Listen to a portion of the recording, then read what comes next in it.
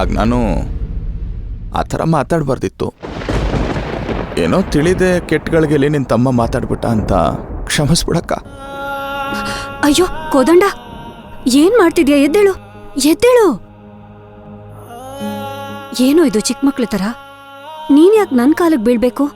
ಅಕ್ಕ, ನನಗೆ ನೀನು ಬೇರೆ ಅಲ್ಲ, ಅಮ್ಮ ಬೇರೆ ಅಲ್ಲ. ನನ್ನನ್ನು ತಮ್ಮನಿಗಿಂತ ಹೆಚ್ಚಾಗಿ ಒಂದು ತಾಯಿ ಮಗುನ ಬೆಳೆಸೋ ಥರ ಬೆಳೆಸಿದ್ಯಾ. ನಾನು ನಿನಗೆ ಆ ಥರ ಮಾತಾಡಬಾರ್ದಿತ್ತು ಅಕ್ಕ. ನನ್ನನ್ನು ಕ್ಷಮಿಸ್ಬಿಡು.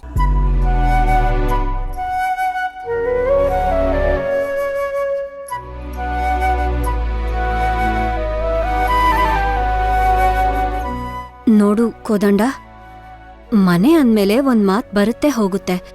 ಅದಕ್ಕೆಲ್ಲ ಯಾಕೋ ಇಷ್ಟು ಬೇಜಾರ್ ಮಾಡ್ಕೋತೀಯಾ? ಹೋಗ್ಲಿ ಬಿಡು. ಆದರೂ ನಾನು ಆ ಥರ ಮಾತಾಡಬಾರ್ದಿತ್ತು.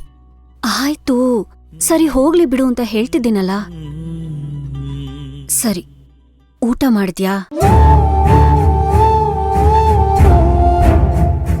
ನೀನು ಮಾಡಿದ್ಯಾ?